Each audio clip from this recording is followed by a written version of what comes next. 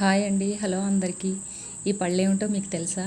ఈ పళ్ళు కనుక మీకు తెలిస్తే కామెంట్ చేయండి. ఇవంటే నాకు చాలా ఇష్టము. మా చిన్నప్పుడైతే మా అన్నయ్య పొలం నుంచి తెచ్చేవాడు అనమాట. మేము చాలా ఇష్టంగా తినేవాళ్ళము.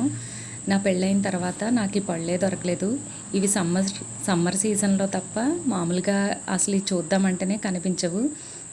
ఇవైతే పచ్చివండి. పళ్ళు అయితే ఇలా ఉంటాయి. చూడండి, ఇలా ఉంటాయి. మీకు తెలిసే ఉంటుంది. మీలో కొంతమందికి తెలిస్తే కామెంట్ చేయండి.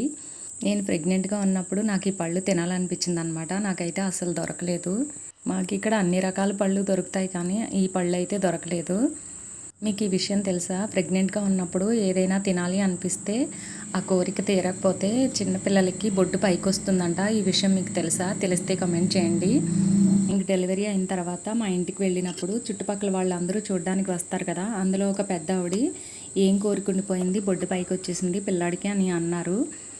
అప్పటి వరకు అయితే మాకు ఆ విషయం తెలియదు అసలు.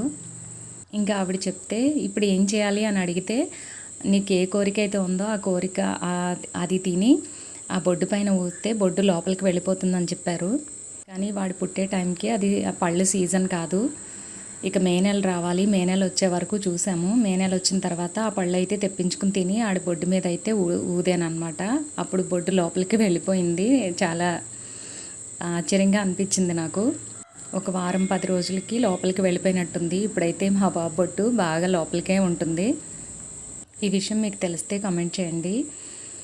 ఇక జ్యూస్ విషయానికి వస్తే ఏబీసీ జ్యూస్ అంటే అందరికీ తెలిసిందే కదా. యాపిల్, బీట్రూట్, క్యారెట్ బీట్రూట్ ముక్కలు మిక్సీలో వేసేసి ఇలా క్లాత్లో వేసి ఫిల్టర్ చేసేసి, యాపిల్ ముక్కలు అయితే వేరేగా వేస్తాను. ముక్కలుగా తగులుతూ బాగుంటుందని ముక్కలుగా కట్ చేసి ఇందులో వేస్తాను. మిక్సీ పట్టేసి ఇలా ముక్కలుగా తగులుతూ ఉంటే బాగుంటుంది. ఇందులో నిమ్మరసం వేసి తేనె కలిపి ఉదయాన్నే పరగడుపును తాగుతాం.